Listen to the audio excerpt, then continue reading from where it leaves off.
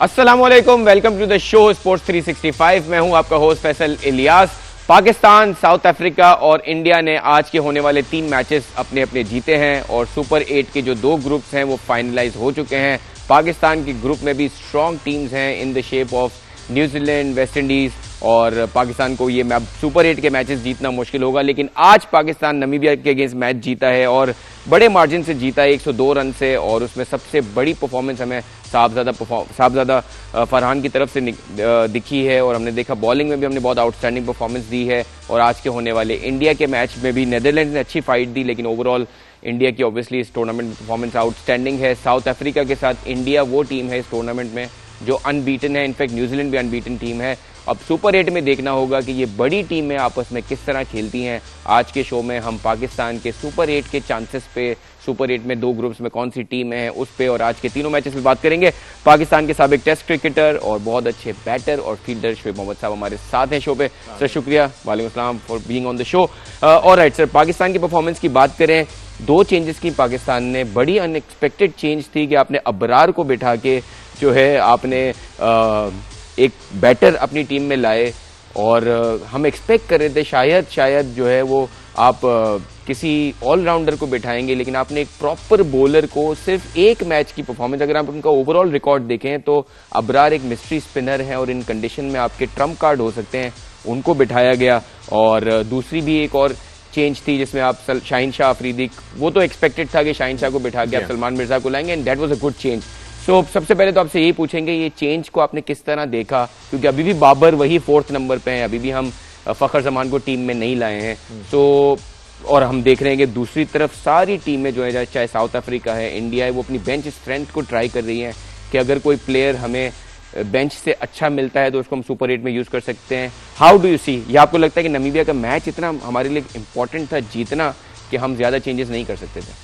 नहीं, ज्यादा चेंजेस तो ये भी ज्यादा ही चेंज थी, लेकिन बैटिंग ऑर्डर के अंदर और शादाब को रिटेन करना, 17 रन देके, अबरार ने भी बॉलिंग कोई बहुत अच्छी नहीं की थी, लेकिन शादाब ने तो एक ही ओवर किया था, और बैटिंग के अंदर भी आपने देख लिया था कि बिल्कुल टोटली फेल हो गए थे। लेकिन उनको रिटेन करने का मतलब यह है कि थोड़ा सा उनको, एक तो बैटिंग ऑर्डर बाबर और उस्मान से ऊपर भेजा गया, इसका मतलब यह है कि उनकी लाइकिंग जो अमंग द टीम मेंबर्स या मैनेजमेंट के अंदर जो है, he is one of the blue eyed boys वाली बात है, तो वो साफ नजर आ रहा आपको था। लगता है इससे भी लेना देना है कि वो इस्लामाबाद यूनाइटेड के प्लेयर हैं, माइक हैसन जो है इस्लामाबाद यूनाइटेड के कोच रहे हैं, सलमान अली आगा भी इस्लामाबाद यूनाइटेड से हैं। Do you think this has to do with that also? वरना देखिए, आप अबरार की जगह शादाब को कैसे रख सकते हैं जब आपके पास इतने सारे ऑलराउंडर हैं? वो बिल्कुल आपने सही कहा कि कैसे रख सकते हैं, ऐसे रख सकते हैं कि कुछ भी हो, कोई कुछ भी कह ले, लेकिन ये कि हमने वही करना है। और सर, आप नामीबिया के अगेंस्ट पूरा इस बंदे को चांस दे रहे हैं कि यहाँ पे आप 3 विकेटें भी ले लो, यहाँ पे आप ऊपर बैटिंग ऑर्डर में ऊपर भी कर लो, रन करा के, ताकि ये कि जस्टिफिकेशन हो जाए आगे के लिए। तो आज हमारे ये दिन आ गए हैं कि हम नामीबिया से हरा के यूएसए को टीम बाहर कर सके हैं। अगर इस ग्रुप में कोई एक और तगड़ी टीम होती तो शोएब साहब, आपको क्या लगता है पाकिस्तान की आज क्या सिचुएशन होती? बहुत ज्यादा सांसें ऊपर नीचे हो रही होती। हाँ। लेकिन जो बात मेनली है, साहबजादा फरहान बहुत आउटस्टैंडिंग खेले, जबरदस्त 11 चौके 4 छक्के लगाए उन्होंने और अपनी टीम को स्टेबिलिटी दी। साइम अयूब जल्दी आउट हो गए, लेकिन आप देखें कि आगा और 4th नंबर के ऊपर ख्वाजा नाफे को आज उन्होंने ट्राई किया, जल्दी आउट हो गए। एक बड़ा मैच था उनके लिए सर, लेकिन आपने देखा ख्वाजा नाफे, जैसे हम कह रहे थे, without any performance, if you pick a player only on the basis of the reputation कि वो 2 शॉट अच्छे मारता है, तो दिस इज व्हाट हैपेंस। वो नामीबिया के अगेंस्ट 5 बॉलों पे 5 रन करके आउट हो गया। हाँ। मतलब आप ये देखें। दूसरा सर, एक सवाल मैं स्पेसिफिकली पूछना चाह रहा था, हम ख्वाजा नाफे पे आएंगे।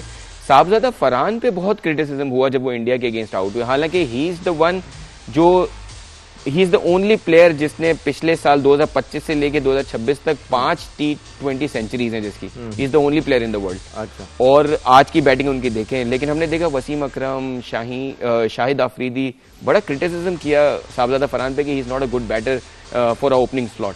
किस तरह देखते हैं? नहीं, मुझे बड़ी हैरत है। हाँ। मुझे नहीं पता उन्होंने क्या कहा, लेकिन ये है कि जिसने भी ये बातें कही हैं वो बिल्कुल टोटली He गलत proved everybody wrong. नहीं, वो उसकी क्लास एक्ट प्लेयर है, उसका जो कमांडिंग शॉट्स हैं, उसकी जो बॉडी बैलेंस जो जिस तरह चाहता है बॉल के ऊपर और कमांड शो करता है। ऐसा नहीं he is looking for the ball, he is not batting there as a student, he is batting there as a teacher. And somebody who is performed in the domestic circuit. Like you said के 5 सेंचुरियां और ये तमाम चीजें।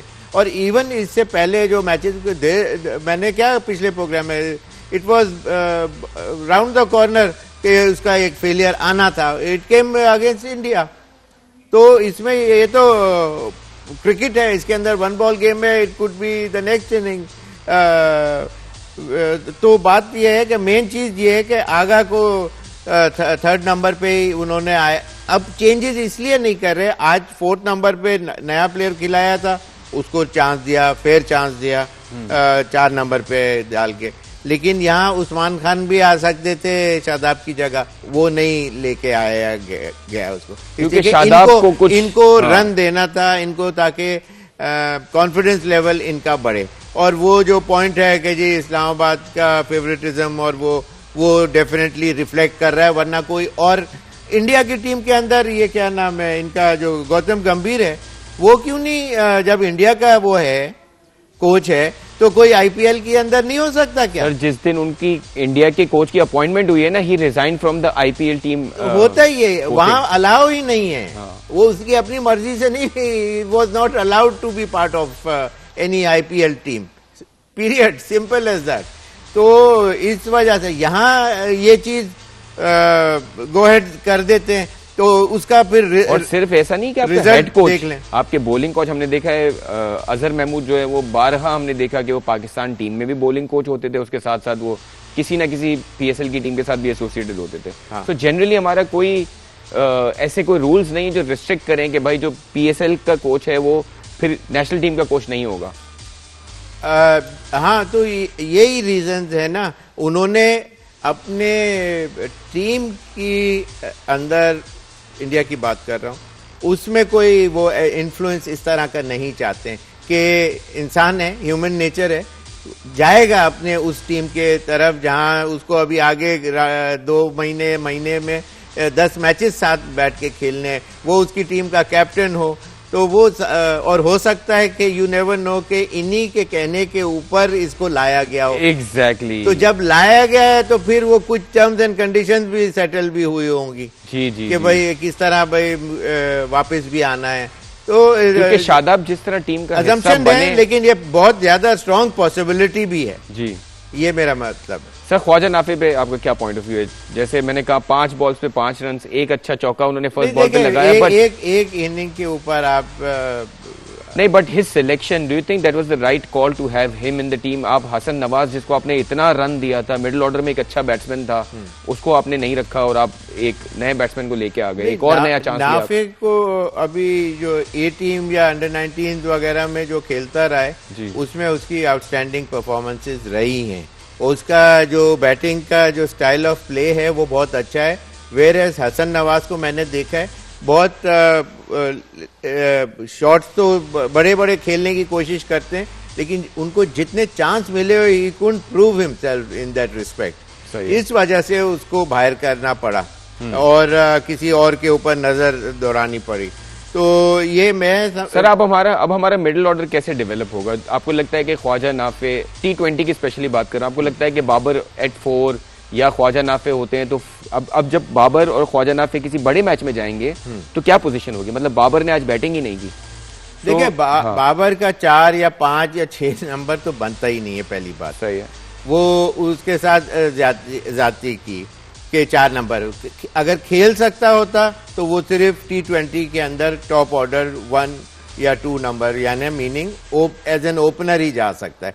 इसलिए कि वो उसको क्या कहते हैं, फील्डर्स सारे ऊपर होते हैं, सिर्फ 2 बाहर होते हैं, तो वो क्रिएट करता है वो गैप्स और वो पेस ऑफ द बॉल को यूज करके अपने बाउंड्रीज वगैरह, ऑल्दो के थोड़ा सा स्टेडी स्टार्टअप होता है उसका, लेकिन he usually use to catch up during his heydays. अभी भी कोई बुरे दिन नहीं है उसके। सर, एक थिंकिंग ये भी है कि बाबर क्योंकि ऊपर साइम अयूब रन्स नहीं कर रहे हैं, बहुत ही डिसमल इनका T20 वर्ल्ड कप है so far. He could not make runs in Asia cup is well T20 format में। एक थिंकिंग ये भी आ रही है कि बाबर को दोबारा आप ओपनर बनाएं और साइम को जो है वो थर्ड पे या अब हालांकि सलमान अली का आगा वन डाउन खेल रहे हैं, लेकिन लोग कह रहे हैं कि साइम अयूब को नीचे लाना चाहिए मिडिल ऑर्डर में। Do you agree with that, या आपको लगता है कि ये एक और नया गलत एक्सपेरिमेंट? सलमान की जगह ये जो है ना नंबर 3 पोजीशन, ये उसकी जगह नहीं बनती। लेकिन बाबर को 4 से ओपनर करके अब साइम को 4 पे साइम नंबर 3 आ सकता है, वो कोई इतना गलत डिसीजन नहीं है। ठीक है। और फखर भी 3 नंबर पे आ सकता है। सलमान है ट्राई नहीं किया हमने। सॉरी, फखर को ट्राई नहीं किया। फखर को अगर लाते और अभी कर जाता तो फिर मुझे लगता है कि जिस तरह एक ये भी न्यूज आ रही थी कि वो शाहीन आफरीदी नेट में आधा घंटा बैटिंग करते रहे, जी और फखर अपनी टर्न का वेट करते रहे आधे घंटे तक, तो और उनको चांस ऐसा नहीं दिया गया। लेकिन सर आप इतना सीनियर प्लेयर लेके क्यों गए? आप उसको नमीबिया वाला भी मैच नहीं देंगे, आप ख्वाजा नाफे को ट्राई करेंगे। इसका मतलब ये है कि आप सुपर 8 में भी शायद फखर जमान को नहीं देख रहे, आप ख्वाजा नाफे को देख रहे हैं और आप शादाब को तो देख रहे हैं। अच्छा, पाकिस्तान के कैंप में एक और चीज देखने में ये आती है कि जब नेट्स होते हैं ना, उसमें कौन ज्यादा अच्छा खेल रहे हैं। और बाज दफा तो टेस्ट टीमें भी वहाँ नेट में ही बना करती थी पहले, बाज दफा ये भी देखा है। सही है। हमने इसी के मैं had been part and parcel for over 10, 12, 14 years, तो ये सारी चीजें नेट के ऊपर बड़ा डिपेंड करता था। अगर नेट खराब चला जाए तो बहुत ज्यादा चांसेस होते थे कि आपके ऊपर एक्स आ जाएगा। तो इस तरह का चीज है, लेकिन नाफे अच्छे प्लेयर हैं। मेरा ख्याल he will fit into the T20 side Pakistan की, अभी नहीं तो टाइम्स टू कम में।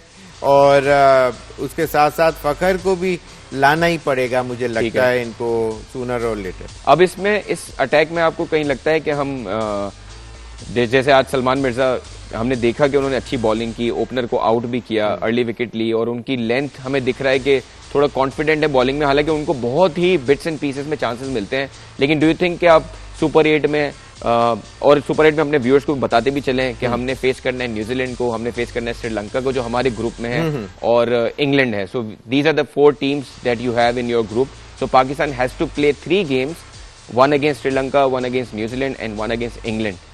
तो तीनों ही टफ टीम्स हैं, सिर्फ एक इंग्लैंड ऐसी टीम है जहां आपको थोड़ा सा चांस मिलेगा, अदरवाइज बाकी सारी टीमें बड़ी डिफिकल्ट हैं। और सर हमें ज्वाइन किया हमारे स्पोर्ट्स कॉरेस्पॉन्डेंट हैदर ने, वो क्योंकि श्रीलंका में ही बैठे हैं, तो उनसे जरा समझते हैं कि क्या मोराल है टीम का, किस तरह आज का मैच हुआ और क्या कोई चेंजेस हुई हैं, कुछ कोच के हवाले से भी कुछ खबरें आ रही हैं। जुल्करनैन, आपके पास कोई खबरें हैं श्रीलंका में होते हुए तो प्लीज हमें बताएं।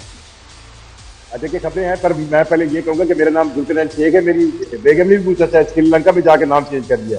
तो मैं फैसल भाई को ये बताऊं, जो चीजें फैसल भाई आ रही है ना सामने, वो ऐसे हैं जिसमें आपको कहीं ना कहीं लग रहा है कि यार प्लान किस तरह एग्जीक्यूट नहीं हो रहे। अब फॉर एग्जाम्पल जैसे अभी शेख भाई ने कहा कि ज्यादती है बाबर आजम के साथ, उसको नीचे नहीं खिलाना चाहिए। एक तस्वीर भी सर्कुलेट कर रही है जिसमें आप देख सकते हैं कि कोच जो है वो जुल्करनैन साहब आप थोड़ा स्लो और थोड़ा स्लो बोलेंगे तो थोड़ा समझ आएगा। जो एक तस्वीर सर्कुलेट कर रही है, आप देख रहे हैं सोशल मीडिया पे, जिसमें कोच माइक हेसन जब आगा आउट होके आते हैं तो उनके दरमियान कुछ ऐसी मूवमेंट फील हो रही है जिसमें वो हार्श बिहेव कर रहे थे, और दरमियान में बाबर आजम बैठा है। और ये वो टाइम है जब ख्वाजा नाफे अंदर गया है बैटिंग करने के, तो एक तासुर ये बनाया जा रहा है कि जैसे कोच के दरमियान और कैप्टन के दरमियान बाबर को उस वक्त ना भेजने पर कोई इख्तलाफ था। अब जैसे शेख भाई ने कहा कि बाबर के को खिलाना था, 1 डाउन खिला ले, 2 डाउन खिला ले, इससे नीचे नहीं। तो अब यूं लग रहा है जैसे आपको बाबर को प्लेइंग 11 में रखना जो है वो आपकी मजबूरी है, किसी की भी ABCD की, और आप उसको बैटिंग नहीं करवा रहे। मतलब आप इस तरह ये कह सकते हैं कि वो बाबर आजम जो सबसे ज्यादा आपके पास एक एक्सपीरियंस बैटर है, जो जिसकी पोजीशन ही यही बनती है, आप उसको बैटिंग के लिए ना भेजें। फिर जो दूसरा मसला हुआ है, शादाब के हवाले से एक थोड़ी सी एग्रेशन नजर आई। शादाब ने जब प्रेस कॉन्फ्रेंस हुई आज इस मैच के बाद, उन्होंने उनकी बॉडी लैंग्वेज काफी एग्रेसिव थी। अब मुझे पर्सनली ये लगता है, उन्होंने मोहम्मद यूसुफ का एक क्वेश्चन हुआ कि जी उन्होंने आप पे तनकीद किए, तो उन्होंने शादाब ने फिर इसलिए सुना दी कि आप क्या जीते थे। तो मुझे यूं लगता है कि एक ये मैच जीतने के बाद फिर हमारी बॉडी लैंग्वेज जो है ना, या हमारा जो आप कहें ना आपसी तालमेल है, वो फिर कहीं खराब ना हो जाए। और अल्लाह अल्लाह करके हम पिछले 3 ICC इवेंट में पहला इवेंट है जिसमें हम सेकंड स्टेज पर पहुंचे।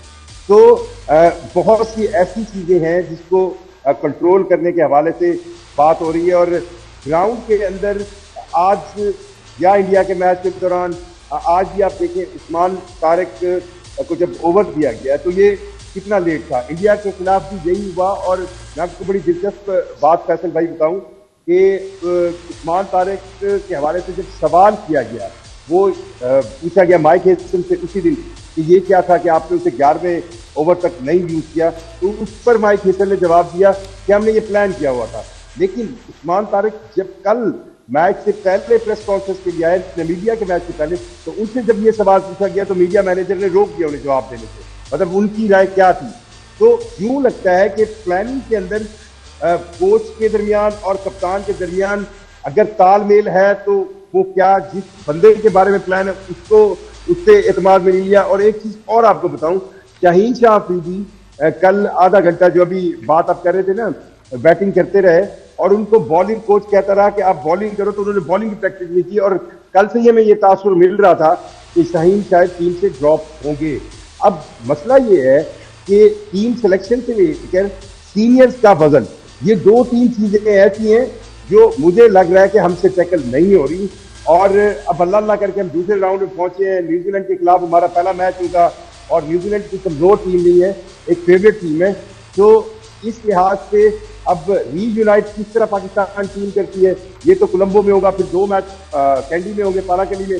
तो अभी तक लगता यूं है कि टीम के अंदर या तो हमें प्लानिंग का फुकदान है। प्लानिंग से मुराद ये है कि जो भी प्लान बन रहा है। जुल्करनैन साहब, फखर जमान पे क्या न्यूज है? हमने देखा कोई ना वो मैच में एक्शन में है, ना वो हमें प्रैक्टिस में भी दिखा कि शाहीन शाह उनकी जगह बैटिंग कर रहे हैं। सो उन पे क्या खबर है, बिकॉज वो एक इंपॉर्टेंट प्लेयर है आपके। कल रात एक प्लान था कि साहबजादा फरहान को बिठा दिया जाए, हाँ, ये को सुनने में बिठा आ रहा दिया जाए। जी मैं ये प्लान था, साहबजादा फरहान को बिठा दिया जाए, इब्रार को बिठा दिया जाए और सलमान मिर्जा को ले आया जाए और फखर जमान को ले आया जाए। ठीक है। एंड मतलब कहा यह जा रहा है कि लेट नाइट में ये फैसला तब्दील हुआ। अब कंपैरेटिवली तो ये फैसला सही लग रहा है। अब अगर यही बात है कि अगर आपको लगता है कि बाबर को आपने लगता है, फिर ये बाबर में भी करेज होनी चाहिए कि 4 मैचों के अंदर आपको लगता है 3 मैचों के बाबर नहीं क्लिक कर सके, तो फखर जमान को अगर ले आए और वो मिडिल ऑर्डर पे आप ट्राई कर रहे हैं, आप उनको इसी पोजीशन पे ट्राई करें, तो ये कोई बैड डिसीजन नहीं होगा। और फिर टीम के अंदर आप फखर जमान को लाने से आपका जो राइट लेफ्ट वाला कॉम्बिनेशन बनता है वो भी एक आप कहें ना यूनिक टच आपको देता है। तो मुझे यूं लगता है कि यहाँ पर थोड़ी सी डोरें जो है ना वो पीछे लाहौर से या पाकिस्तान से भी हिल रही है। मतलब इसको आप यूं समझ लें। जुल्करनैन साहब, क्या आप ये कह रहे हैं कि टीम में आपस में प्लेयर्स में कोच में, क्योंकि ये फुटेज तो हमने जरूर देखी है कि माइक हैसन और सलमान अली आगा के दरमियान बाबर बैठे हैं और उनमें कोई ऐसी अग्रेसिव कॉन्वर्सेशन हो रही है जहां वो दोनों अग्री होते हुए नहीं दिखते। So do you think there is some rift between the players and the coach? Because ऐसा नहीं हो सकता कि फखर जमान किसी टूर पे इतने बड़े टूर्नामेंट में हो और उनको ट्राई ना किया जाए नामीबिया के अगेंस्ट भी। देखिए 2-3 चीजें आपको ध्यान में रखनी चाहिए कि पावरफुल कौन है। मतलब मैं आपको इसकी एक मिसाल देता हूं। जिस दिन हम इंडिया से आ रहे हैं उस दिन जहीर अब्बास साहब को बुलाया चेयरमैन पीसीबी मोहसिन लकीर ने होटल पर। वो मुझे मिले लॉबी में, तो मैंने उनसे सवाल किया कि जो हारे हैं हम, क्या हमें सीनियर प्लेयर्स के हवाले से तब्दीलियां करनी चाहिए? उन्होंने कहा ये कप्तान को बहुत स्ट्रेट फॉरवर्ड होना चाहिए, सीधा होना चाहिए, उसको जो चाहिए वो करे। अब कप्तान क्या सोच रहा है या कोच क्या सोच रहा है, ये तो फिर डिफरेंस होगा ना। अब आप वो जिस तस्वीर की बात करें या हम जिस विजुअल की बात करें, उसके अंदर अब आगा आता है और बाबर दरमियान में बैठा है और उसी वक्त ख्वाजा नाफिक है। अब एज ए कैप्टन जो है वो आप किसी बैटर को भेजते हैं तो पीछे से कोच ही होगा ना जो किसी को भेज रहा होगा। तो इसका ये मतलब है कि इस चीज पर कोई ना कोई जो है कोच और कप्तान के अंदर प्रोबेबली हो सकता है कि क्योंकि सलमान अली आगा अंदर बैटिंग कर रहे थे और उन्होंने ये कह के आए होंगे कि बाबर विल बी नेक्स्ट और उसकी जगह हैसन ने जो है वो ख्वाजा नाफे को भेजा होगा, ये हो सकता है। लेकिन again it should not come out as it came, because ऐसा लग रहा था कि कोई रिफ्ट है। Anything else that you want to share? कोई प्लान्स हैं हमारे कि अब हम सुपर 8 में जाके न्यूजीलैंड जैसी टीम से खेलना है? हमने श्रीलंका जो इतनी अच्छी फॉर्म में है, सिर्फ इंग्लैंड ऐसी टीम है जहां हम चांस ले सकते हैं. Do you think there is any specific plan that is being discussed within the team? कुछ आप शेयर करना चाहें? देखें, अब एक चीज तो कंफर्म हो गई है कि श्रीलंका जो है आपको अपने होम ग्राउंड के अंदर, होम कंडीशन के अंदर कोई आसान हरीफ नहीं होगा. ये वो श्रीलंका नहीं है जिसको आपने पिछले टूर में 3 मैचेस के अंदर एक जीत लिया, एक फारिश की नजर हो गया. ये वो श्रीलंका नहीं है. और फिर जो दूसरी चीज है वो ये है कि आपके पास जो पावर है स्पिन बॉलिंग की, उसको भी श्रीलंका बहुत अच्छे तरीके से टैकल कर लेगी. अब आप उसको कैसे टैकल करते, ये बहुत सवाल है. और दूसरी चीज ये है कि ये जरूर हमें महसूस होता है कि पाकिस्तान टीम की जो प्रैक्टिस सेशंस होते हैं उसके अंदर कि हमें ऐसी कहे ना एक मुत्तहिद स्टाइल का. अब जैसे मैंने आपको बताया कि शाहीन अफरीदी जो है, शाहीन शाह अफरीदी कल बैटिंग कर रहे थे, बॉलिंग नहीं कर रहे थे. अब ये अंधे को भी पता चल जाएगा कि उनको अब नेक्स्ट मैच में आप या ड्रॉप करने लगे. ठीक है जुल्करनैन शेख साहब, बहुत बहुत शुक्रिया आपका और उम्मीद करते हैं कि पाकिस्तान की टीम जो है वो अच्छा परफॉर्म करे bigger teams in the next round. ICC men's T20 world cup 2026 में पाकिस्तान ने नामीबिया को हरा के सेकंड स्टेज के लिए क्वालिफाई कर गया है, जहां सुपर 8 में पाकिस्तान 3 तगड़ी टीमों से मैचेस खेलेगा, जिसमें श्रीलंका है सर, जिसमें साउथ अफ्रीका है, स्ट्रॉन्ग टीमें हैं, इंग्लैंड है. So we'll have to wait and see as to how Pakistan performs. लेकिन आज का मैच जो पाकिस्तान नामीबिया से जीता है उस पर उसकी समरी पे एक नजर डालते हैं सर. पाकिस्तान ऑल्दो 102 रन से जीता है, लेकिन जो चेंजेस पाकिस्तान ने की उस पर बहुत सारे क्वेश्चन बनते हैं. थोड़ी सी हमने डिस्कशन भी की उस पर. लेकिन आज के मैच की सर जो हाईलाइट है वो साहबजादा फरहान की जबरदस्त सेंचुरी है, बहुत ही क्विक फायर सेंचुरी थी जिसकी बदौलत पाकिस्तान 199 रन कर सका.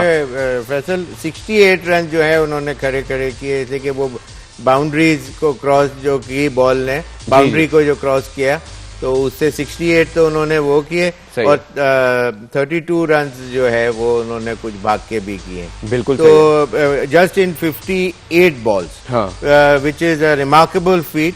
इसलिए कि वरना डेफिसिट बहुत कम होता है, थोड़ी सी ज्यादातर हमारे बैट्समैनों का. ये ऐसा लग रहा है कि जैसे कोई इंटरनेशनल टीम का कोई दूसरे प्लेयर के ये स्टैट्स हैं. बिल्कुल. इसी के 58 बॉल्स में 100 रन एग्जैक्टली. तो outstanding batting, brilliant batting display. आपको टेक्निक वाइज लगता है, जैसे मैंने कहा था आपको कि बहुत सारे प्लेयर्स कह रहे हैं कि उनकी टेक्निक ऐसी है कि बहुत ज्यादा लेग साइडिश प्लेयर है, जिस तरह हमारा रिजवान का भी एक प्रॉब्लम था. डू यू थिंक कि, हालांकि मुझे ऐसा नहीं लगता, मुझे लगता है कि उन्होंने लॉन्ग ऑफ भी अच्छे मारे आज, जहां जरूरत थी वहां ऑफ साइड के भी शॉट्स थे. हर प्लेयर की एक स्ट्रेंथ होती है. I think he has a good balance.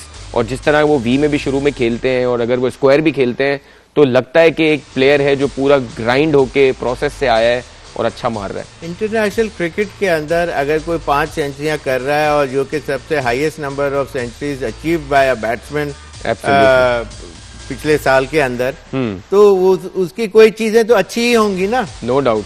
तो वो उन्होंने प्रूव किया कि उनका जो मैंने आपको पॉइंट बताया था कि उसका बॉडी बैलेंस जब वो स्ट्राइक करता है, हमारे दूसरे जो सो कॉल्ड जो पावर हिटर्स हैं हमारी टीम के, जो कि हैं नहीं, कहने के लिए कहलाए जा रहे हैं पावर हिटर हैं, उनका बॉडी बैलेंस देखें कि वो जब खेलते, एक होता है आपने शॉट खेला थंपिंग शॉट, और आपने खेला और आप वहीं स्टेडी मार रहे कि मैं वो कहते हैं कि जैसे पिक्चर शॉट के भाई आप पिक्चर खींच लो, और एक शॉट होता है कि मारा और पूरा बॉडी बैलेंस इधर उधर, चौका हो गया, छक्का हो गया, लेकिन बॉडी बैलेंस और ये तमाम चीजें जो है ना वो फॉल कर रही होती हैं और उनका फुटिंग जो है वो इतनी फर्म नहीं होती जो पावर हिटिंग में जरूरत होती है. ठीक है. इस लड़के का अगर ये चीज प्लस पॉइंट है, he is a strong lad. बिल्कुल. तो उसमें इसीलिए, और ऐसा नहीं है कि सिर्फ ऑन साइड खेलता है, he is a street smart cricketer. वो सीधा मिड ऑफ कवर रीजन और ये तमाम इवन ड्राइव और जो कट शॉट वगैरह इधर के शॉट है, and plus of course on the leg side. 22 फरवरी को सर पाकिस्तान ने खेलना है न्यूजीलैंड से. उसके अलावा पाकिस्तान का जो सुपर 4 का जो पाकिस्तान का ग्रुप है उसमें श्रीलंका है, न्यूजीलैंड है, स्ट्रॉन्ग टीम है. सिर्फ एक इंग्लैंड ऐसी टीम है जहां हमें चांस शायद मिलेगा. तो देखना होगा कि ये सारे प्लेयर्स साहबजादा फरहान वहां कैसे परफॉर्म करते हैं. आज जो मैच एक और हुआ इंडिया नेदरलैंड्स का, उसकी समरी की तरफ नजर डालते हैं और उसको भी एनालाइज करते हैं, क्योंकि लग ऐसा रहा है कि इंडिया भी जो है वो आज के मैच में, क्योंकि इंडिया कर ही रहा था कि ट्राई कर रहा था अपने नए प्लेयर्स, तो इंडिया पहले बैटिंग करते हुए 193 रन किए, उन्होंने 6 विकेटें गिरी उनकी।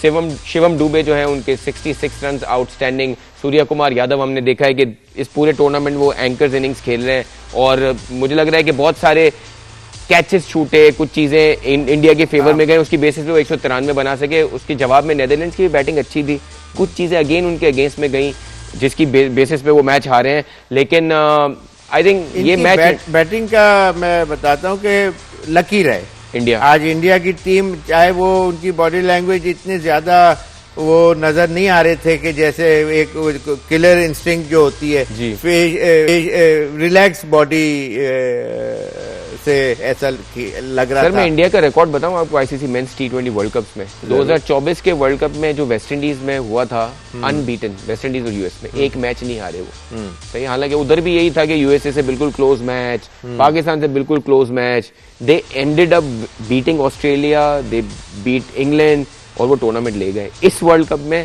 सारे मैचेस अब तक जीते, अभी तक जीते, आउटस्टैंडिंग रिकॉर्ड। अभी जो इनका वर्ल्ड कप से पहले न्यूजीलैंड के साथ सीरीज खेली है, जो one of the contenders of the world cup है, उसको उन्होंने 4-1 हराया है।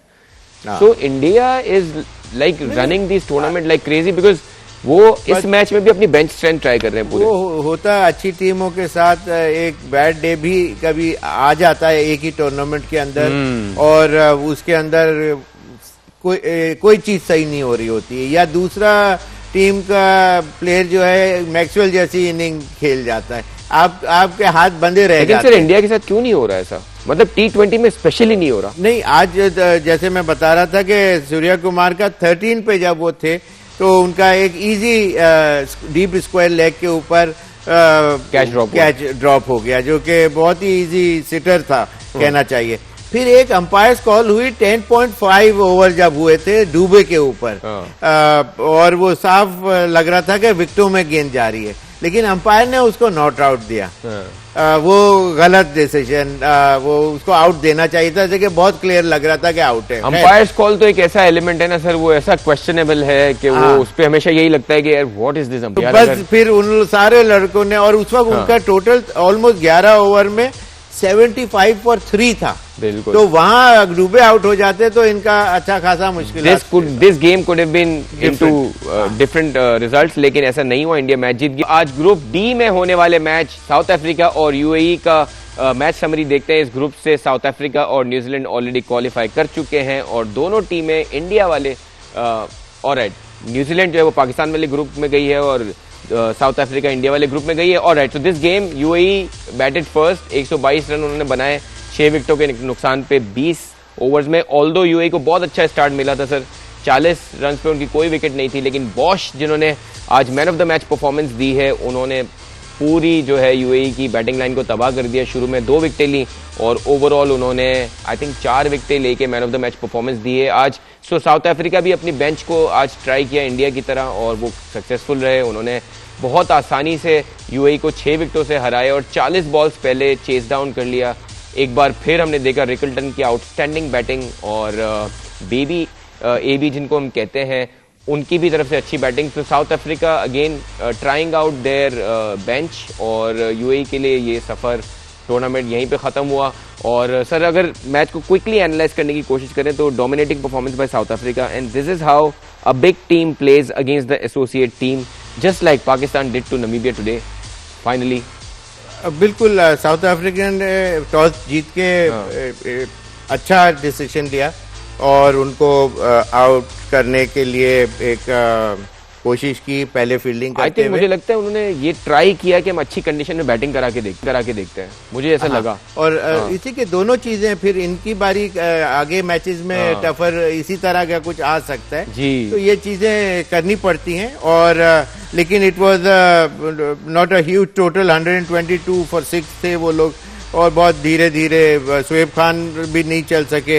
हालांकि अलीशान शरफू जो पहले भी स्कोर करते रहे, उन्होंने बस एक 45 एक सिर्फ आए, बाकी एक it was no great shakes by them, और वो उन्होंने बड़े आसान तरीके से साउथ अफ्रीका। सर आपको लगता है यूएई, जैसे हमने देखा है कि ILT20 वहां होता है, बाकी जो एसोसिएट टीम्स हैं उनसे उनको बेहतर परफॉर्म करना चाहिए, क्योंकि एक ऐसी दुनिया के हिस्से में जहाँ पे लीग क्रिकेट भी हो रही है, दुनिया से लोग आते हैं, वहाँ बड़े बड़े प्लेयर्स आते हैं लीग खेलने के लिए, लेकिन यूएई की वो परफॉर्मेंस दिखी नहीं हमें।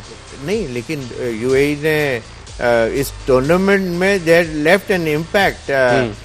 चले तो जाएंगे ये, लेकिन उन्होंने ऐसा नहीं है जैसे इटली ने अपने मार्क्स छोड़े। नहीं, लेकिन UAE couldn't do much. I mean the way they lost to the bigger teams, जिस तरह न्यूजीलैंड से हारे तो हाँ। लेकिन उन्होंने हार तो गए वो मैचेस, लेकिन ऐसा इम्पैक्ट, जो मेरा मतलब है कि बड़ी टीम उन्होंने इम्पैक्ट क्रिएट किया। इनके कुछ प्लेयरों जैसे शोएब था, और उस दिन उनके वसीम भी थे, और अविनाश शर्मा शायद उन्होंने भी एक बड़ा स्कोर करा था। हाँ। तो मेरा मतलब है कि ओवरऑल इनकी तरफ से एक कंबाइंड एफर्ट अच्छी टीम हो जाएगी। यूएई की team is no walkover. क्योंकि मैं पूछ इसलिए रहा था कि हमें लगा कि यूएई की टीम में भी आपस में कुछ प्रॉब्लम्स हैं। उन्होंने एक पाकिस्तानी नजाद प्लेयर को वर्ल्ड कप से वापस भेजा, तो मुझे लगा कि कोई प्रॉब्लम उनके मैनेजमेंट के और कुछ प्रॉब्लम्स हैं। This is why they had a very rough tournament this time round. वरना खैर एनीवेज कल सर 3 मैचेस होने हैं। Although all these 3 matches are not going to impact anything. जो सुपर 8 के 2 ग्रुप्स हैं वो ऑलरेडी क्रिएट हो चुके हैं, लेकिन just for the sake of it हम बता देते हैं, इटली वेस्ट इंडीज का मैच है, श्रीलंका जिम्बाब्वे खेलेंगे। ये एक अच्छा तगड़ा मैच है जहां श्रीलंका और जिम्बाब्वे अच्छी टीम है जो क्वालिफाई कर चुकी हैं। दिल प्रैक्टिस इट आउट के वो सुपर 8 में क्या करने वाले हैं। और लास्ट मैच जो है वो अफगानिस्तान और कनाडा का है, which is again a dead rubber. Both these teams have disqualified. और सर इस टूर्नामेंट की अगर बात की जाए, 2 बड़ी टीमें इस टूर्नामेंट से बाहर हुई, एक तो ऑस्ट्रेलिया और एक Afghanistan. So what is the way forward? हम सुन रहे हैं कि ऑस्ट्रेलिया जो है वो स्टीव स्मिथ को T20 स्क्वाड का हिस्सा बना रहे हैं। जो मैं आपको कह भी रहा था कि शायद कप्तानी जो है मिच मार्श की वो इतनी उस तरह की नहीं है जिससे आप टूर्नामेंट जीत सकें, बिकॉज टूर्नामेंट जीतने वाला कप्तान एक थोड़ा डिफरेंट होता है। मतलब वो जैसे हम देखते हैं रोहित शर्मा एक कप्तान है जो जिस टूर्नामेंट में खेला है वो जीता है एज ए कैप्टन। फिर हमने देखा कि सरफराज हमारे एक कप्तान थे, स्टीव स्मिथ को हमने देखा है। सो do you think captaincy also matters in this format? Overall एक फ्लेवर लेके तो आता है कैप्टन अपना, एक उसका एक अपना ऑरा होता है। हाँ। तो वो इम्पैक्ट तो डालता है। ड्रेसिंग रूम का एटमॉस्फेयर में फर्क होता है कि एक पावरफुल कैप्टन और एक नॉर्मल वीकर कैप्टन का फर्क होता है। सलमान कैसे स्ट्रेटजी उनकी सिमिलर होगी, ऐसे कि वो उनका that's the way they play they cricket. तो उनका जो थिंकिंग वो है वो, लेकिन एक जो प्रेजेंस जो है ना, वो जो वेटेज है एक प्लेयर का, जो जैसे स्मिथ है, उसका एक इम्पैक्ट है, तो वो डेफिनेटली डाल सकता है। How do you come out of the situation that Salman Ali Agha is losing a tournament like Asia Cup? सही है, अभी हमारी जो सिचुएशन है उसमें हम इंडिया से एशिया कप में इंडिया से 3 बार हारे, अभी भी हम इंडिया से हारे, नेदरलैंड से हम बहुत क्लोज बचे। अभी हमारी टीम एक तरह से सेटल नहीं है, प्रेशर है, आपको कुछ प्लेयर्स को खिलाना ही खिलाना है, आपका मिडिल ऑर्डर सेटल नहीं है। What is the way forward? Salman कैसे इसको हैंडल करें? कुछ प्लेयरों का इंडक्शन जो है, कुछ फ्रेश लेग्स चाहिए आपको। एक्सपीरियंस और यूथ का जो ब्लेंड है, जो केमिस्ट्री है, या जब वो दोनों मिलते हैं तो टीमें हमेशा ज्यादा स्ट्राइव करती हैं। तो वो सर ये इस तरह होना चाहिए। थोड़ा चेंजेस की जरूरत है और ज्यादा चेंजेस की जरूरत नहीं है, ठीक है, लेकिन मोस्ट डेफिनेटली। और चले हम शोएब भाई को पड़ेगी पहले शो में बिन देयर डन दैट वाले प्लेयर से यहाँ तक तो ले आए कि यंग प्लेयर्स चाहिए। मजीद हम आखिरी शो तक बहुत कुछ चेंज करेंगे। आपका बहुत बहुत शुक्रिया शो देखने का। वक्त हमारा खत्म हुआ चाहता है, कल दोबारा मिलेंगे। Keep watching our show, we'll see you tomorrow.